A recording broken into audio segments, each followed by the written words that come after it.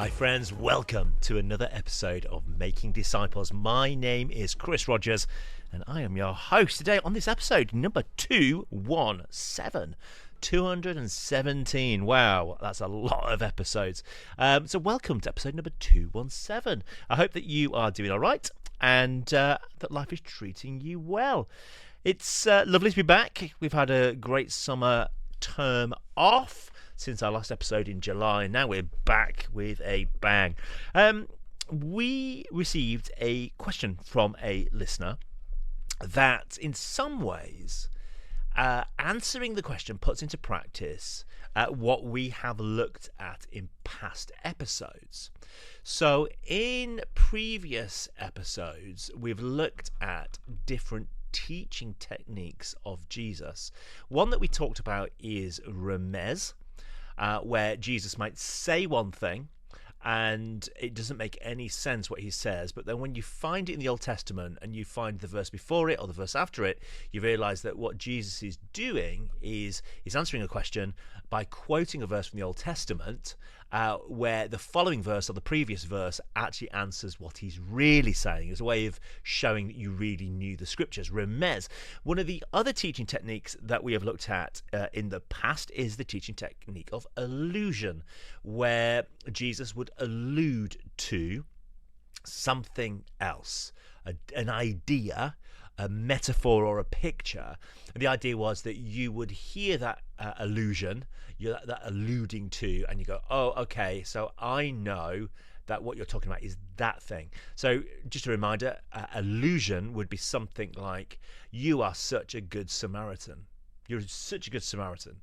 Now, you and I might know the story of the Good Samaritan and how the outsider comes and helps the Jew, and the outsider, the non-Jewish Gentile Samaritan helps the Jew. And that this term is somebody who is helpful, that is kind to the stranger, to the other, and actually is the caring one in the story. So like, you allude to a story or an idea by using a phrase, and that's one of the teaching techniques that we talked about in the past that Jesus used. So what we're going to do today is we're going to take one of those teaching techniques and show how we can answer a difficult question using that teaching technique, knowing that's what Jesus does. So right, how do we apply that to this passage that we're looking at? Because it just doesn't make much sense. So I've got a question here from a listener about Matthew 10:34, and so hopefully you'll go, right, I'm getting now how Jesus answers questions. I'm getting now how to tackle some of these difficult passages because I'm not quite sure what to make of this. So that's what we're going to do today's episode. Warm welcome to you if you are a new listener. It's lovely to have you with us. If you're an old listener, you've been around for a while, again, warm welcome. Hope that you are doing okay. Let's dive into this episode 217 as we explore this question that has come to us about Matthew 10 verses 34.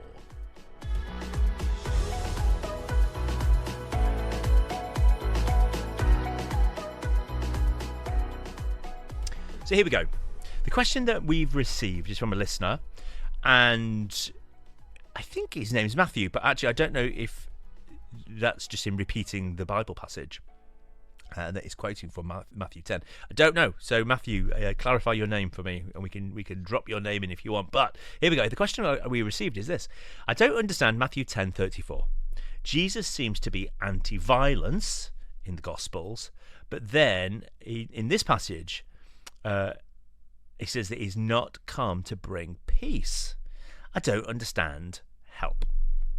And that's true. So in Matthew 10:34, Jesus seems to say something that's in contrast to what we see Jesus saying in other parts of Matthew 10. Blessed are the peacemakers. So we approach Jesus as somebody who actually is pretty much anti-violence. When we see Peter cutting off the ear of one of the temple guards, Jesus says, no, that's not how we do it. If you live by the sword, then you'll die by the sword. So Jesus, quite clearly in other areas of the scriptures, speaks against violence. And then in Matthew 10:34-36, it says this, and it's entitled, Not Peace, but a Sword. So in verse 34, do not think that I have come to bring peace to the earth. I have not come to bring peace, but a sword. For I have come to set a man against his father, and against his mother, against his daughter, and a daughter-in-law against her mother-in-law. And a person's enemies will be those of his own household. So that's Matthew 10:34 to 36. And particularly this opening verse, do not think that I have come to bring peace. Jesus says, don't think that I've come to bring peace to earth. He says, I have not come to bring peace, but a sword. Now, you read that, you think, oh my gosh, like, what do you do with that? It's a very stark, simple teaching from Jesus, and it seems to be very clear. You can't misinterpret what he's saying. I've not come to bring peace. I've come to bring the sword. So you think, gosh, Jesus is promoting violence here.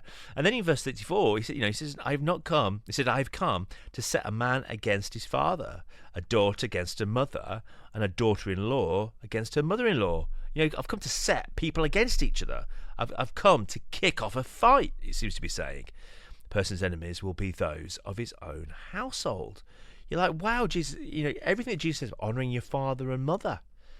All of this, what Jesus, it just seems to now be so out of character that we struggle to know what to do this. What do we do with I've not come to bring peace, but I've come to bring a sword?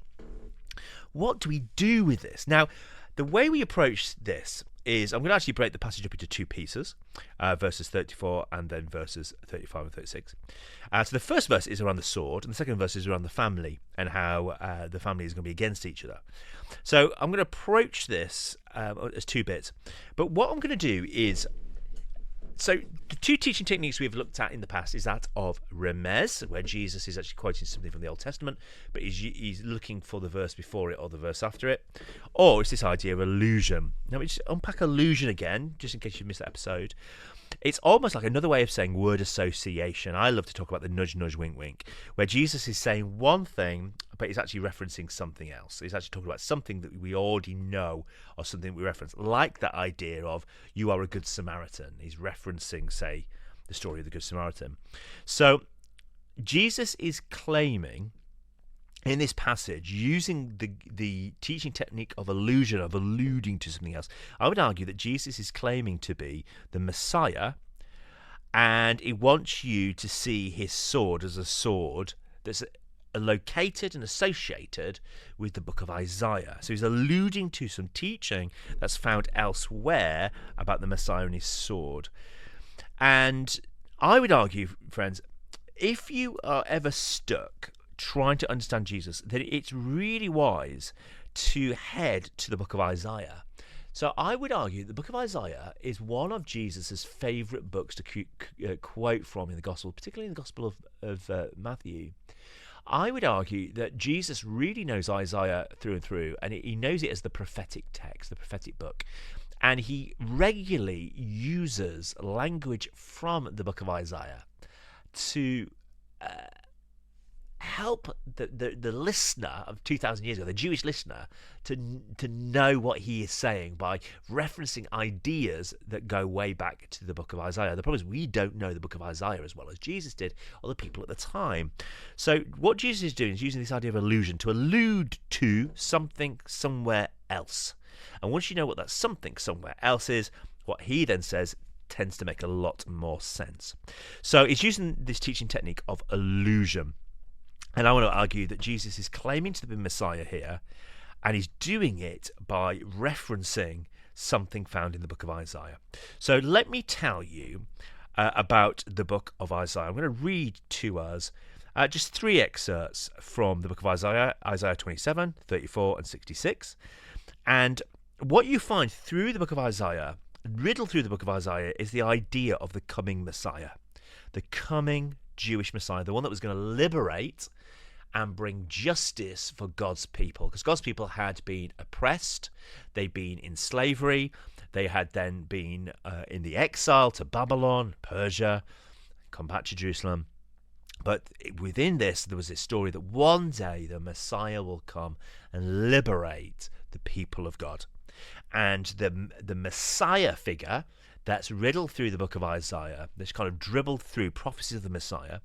Within the book of Isaiah, the Messiah has armor.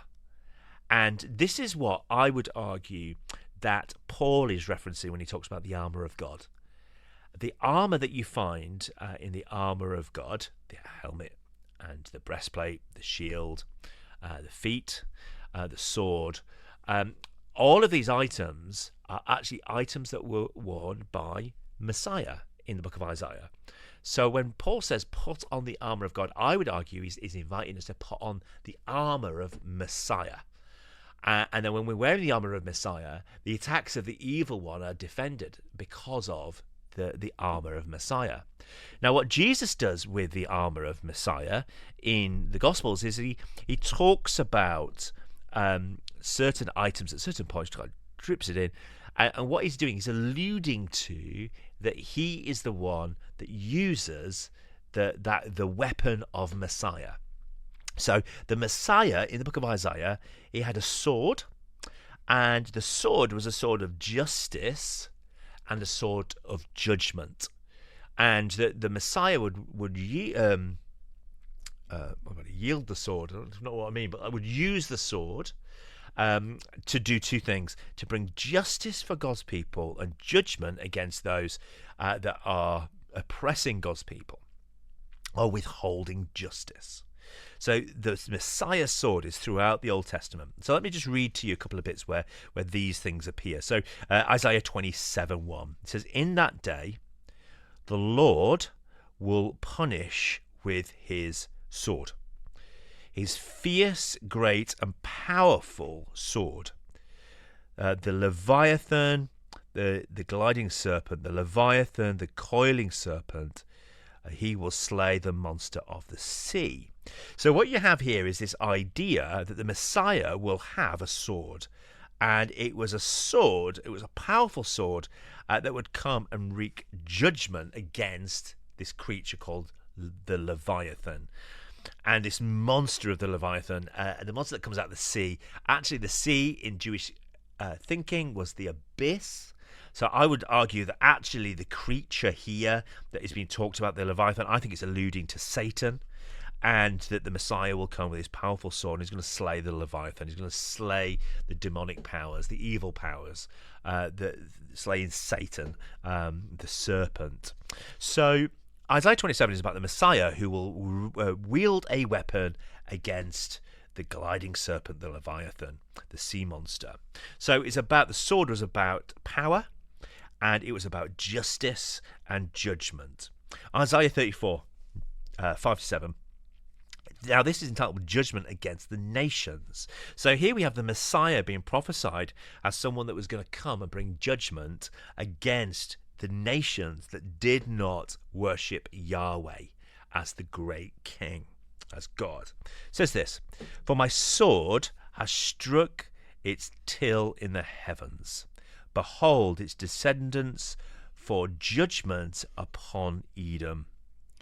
Upon the people I have devoted to destruction.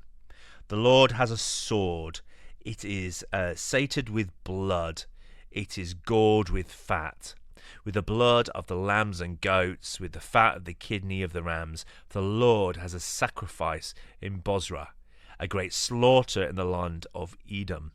Wild oxen shall fall with them, the young steers with the mighty bulls. Their land shall drink its fill of blood, and their soil shall be gored with fat."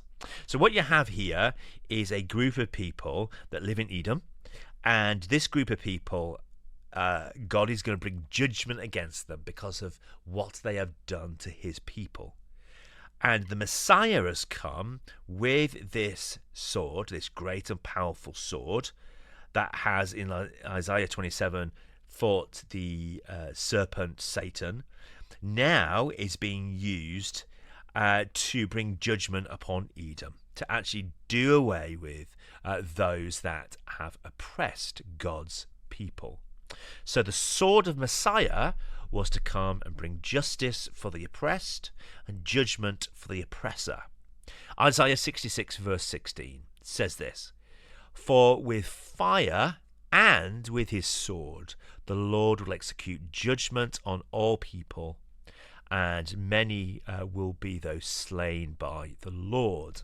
So again, the Messiah has a sword, and this sword is to bring judgment, and it is to bring justice to the oppressed. So therefore, in the Old Testament, Messiah would have a sword, and this sword would be coming to bring judgment and justice. Judgment on the oppressor, justice for the people of God. Judgment upon the one that is oppressing, and justice for the oppressed. So justice and judgment, the sword of Messiah. So therefore, friends, when Jesus says, "Do not think that I have come to bring peace to the earth," I have not come to bring peace, but a sword. What he's saying there is he has come to bring justice and judgment. He is to bring justice and judgment. What we would call justice and judgment, we call this whole idea of him bringing justice and judgment as bringing the gospel, the good news. A gospel of judgment against the sinner, but justice because of his blood. The grace of God that brings freedom. So when Jesus uses this idea of the sword, he's talking about coming to essentially dice up, cut up, destroy injustice, and to bring judgment on the things that oppress. So Jesus, therefore, is not saying that he's coming to bring war. Well, if he is saying he's coming to bring war, he's coming to bring it against the Leviathan, the serpent, and he's also coming to bring justice over people like Edom, who are oppressing his people. But what he's not saying here is he's not talking about violence. He's talking about he is coming to bring justice and judgment. How does Jesus do that? Because the disciples all thought he was going to do it with the sword, but he doesn't, does he? Jesus does it with his death on the cross. So for Jesus, justice and judgment was outworked by the death on the cross, his own death. So that's how we, therefore, using allusion, can understand two things. Firstly, what does Jesus mean that he's not come to bring peace, but he's come to bring sword? Well, he's not come to bring peace, but he has come to bring justice and judgment. That's kind of what. So he's alluding, the sword alludes to this idea of justice and judgment. The second thing is, by saying this, he's saying that he's using the sword of Messiah. He's claiming to be Messiah, which is really significant. He is setting himself up as the Jewish saviour. So that's how we understand that verse. Now, Matthew 10, 35, 36, as we go on, for I have come to set a man against his father, daughter against his mother, and a daughter-in-law against her mother-in-law, and a person's enemies will be those of his own household. So he's talking about households here fighting and falling out. So Jesus says, I have come so that households would fall out. Does that fit with everything else that Jesus says? No. Honour your father and mother. Therefore, he must be doing something else here. So I think to understand this, we have to do a few things. We need to understand the context. We do need to look at the literal meaning. How do you literally understand it? I think we need to understand the deeper intimation of what Jesus is trying to say in this. We need to understand what he's trying to challenge. I think we need to understand the cultural context and the broader perspective to really get our head around this. So let's do this. What about the context? This passage, in context, is a passage where Jesus is instructing the disciples as he sends them out to preach. So in other words, he's telling disciples something as he sends them out. So he's preparing them for the challenges that they're going to face ahead. In other words, this gospel of justice and judgment, when it comes, people are going to fall out over it. Some are going to accept it, and some are not going to accept it. And households will fall out. People won't agree, is what Jesus is saying. So the context of it is he's teaching disciples. The literary meaning, I would say, is this. Jesus is stating that this gospel message, justice and judgment, will cause division even amongst families. So he's not advocating for family conflict. He's not saying it's okay for families to have conflict, but he is predicting the consequences of those that follow him, that families will fall out. There will be disagreement here. What is the deeper intimation? I think the deeper intimation for us would be this: loyalty to Jesus may supersede family ties. Loyalty to Jesus, committing to Jesus as the way, the truth, and the life, it may mean that you fall out with members of your family because they just don't want to hear it. And I think what Jesus is saying, loyalty to him may cause you to supersede your family ties. There are maybe points where you need to let go of family members who are in conflict with you. Choose Jesus over the family member is essentially what I think he's saying here. It's going to cost you. And I think he's saying that actually conflict is a byproduct of faith. That actually, if you have faith in Jesus, some people are really not going to like this because it challenges everything about themselves and the way they see the world. And I think it's going to cause family members to disagree. Let's just think about the historical context for a second. I think the historical context looks something like this. In the first century Judaism, religious choices were often made as a whole family unit. Whole families did something. This is why Paul says, if a member of the household comes to faith, baptize the whole household, because whole households made decisions. I think what Jesus is saying is Jesus' message sometimes leads individuals to make faith decisions independent of their families. And this is going to cause conflict. Because remember, in the first century, it was whole household units did the same. Within this household, this is how we do faith. This is how we worship the God Yahweh. So the historical context is whole families would need to convert. Actually, when that didn't happen, families did fall out. So I think to understand that historical context is really, really important. Now, I would say this passage does not justify needly being divisive in your household. He is not saying it is okay to be rude to your family members. It's not okay to say disagree with your family members, wind up your family members. That's not what he's saying. But it's just about saying, look, prepare yourself for potential conflict with people that don't like what you're now signing up to. Some people are not going to like this. So as Jesus sends out these disciples, he's saying this gospel that comes is a gospel of justice and judgment, and it's coming as the Messiah's sword, the Messiah that comes to fight for justice and judgment. And the second bit about the families falling out is simply, look, be aware. Some people will accept, some people won't. This is not going to be an easy thing where everybody just accepts. Be aware that households will end up falling out and disagreeing, because this is going to be challenging and difficult. So there you go. Matthew 10:34. I hope talking about allusion and applying it and seeing how you apply. So let me just say, how do you do this then? How do you do the allusion thing? Well, I usually do simple word searches and I use something on my computer that I've always found super helpful called Accordance. It's an old Bible software. But I can go into that and say, right, Book of Isaiah, tell me wherever the word sword comes up. Tell me wherever breastplate comes up. Tell me wherever shoes come up in the book of Isaiah. So you can look for specific words and see where those words come up. That's a great way of trying to see. And there is this particular teaching model in the Bible of first use. How a word is first used then sets a tone for the rest of the Bible of how to understand that word sometimes. So that can be really helpful as well. How was this word first used? What did it apply to? And then I'll use that to understand the passage that I'm looking at right now. So that's how I have researched these allusions that you find in the New Testament. When you find a passage that does not make sense, I look for a key word. Is there a key word in here like the word sword? That's a problematic word. Can I see how that's used in the book of Isaiah? And see how that might help me understand this passage. And Isaiah is really key for understanding Jesus. He uses Isaiah a lot. So I hope that's really helpful as a way of just saying, look, there are ways to help us understand some of these difficult passages without us just writing it off.